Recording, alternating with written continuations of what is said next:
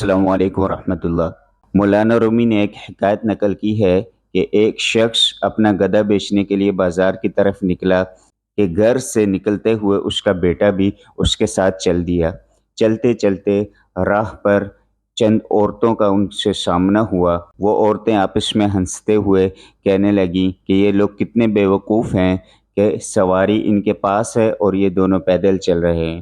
یہ سن کر باپ نے بیٹے کو سوار کر لیا اور خود گدھے کی رسی پکڑ کے چلنے لگ گیا۔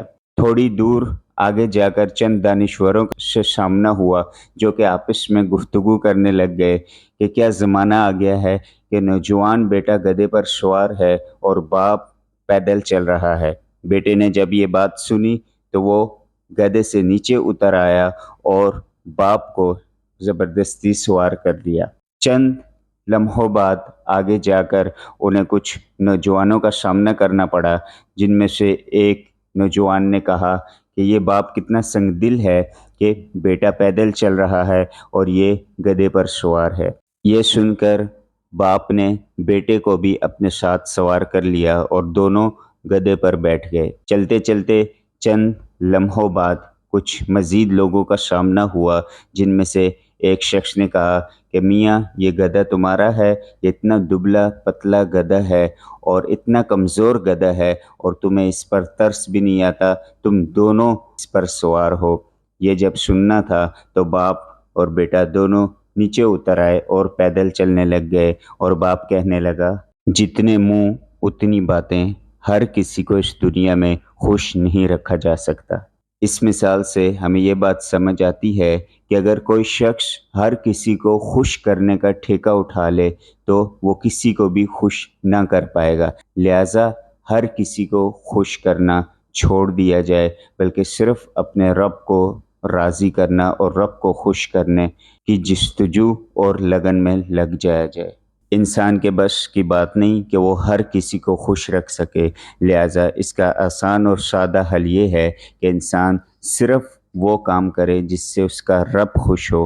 اس طرح جب وہ رب کو خوش کرے گا تو لوگ خوش ہوں یا نہ ہوں اس کو اس چیز کی کوئی پرواہ نہ رہے گی۔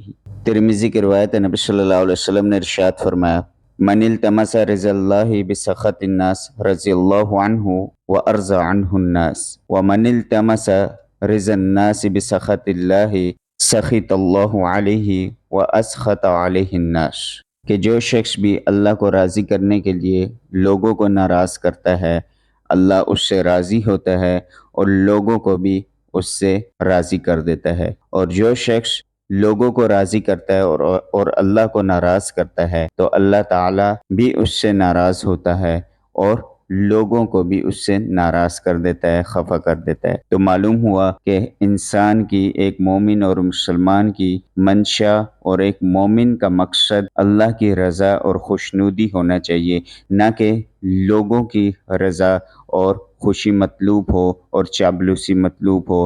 اگر کوئی شخص لوگوں کی رضا کو مقصود رکھے گا اور لوگوں کی رضا کی طرف دیکھے گا تو اللہ کو بھی ناراض کرے گا اور اللہ لوگوں کو بھی بالآخر اس سے ناراض کر دے گا اور خفا کر دے گا۔ تو لہٰذا ہمیشہ ایک مومن اور مسلمان کا مقصد یہ ہونا چاہیے کہ اللہ اس سے راضی رہے، اور لوگ کیا کہیں گے، ایک انسان کو، مسلمان کو اس چیز کی بالکل پرواہ نہیں کرنی چاہیے۔ اللہ ہمیں عمل کی توفیق عطا فرمائے۔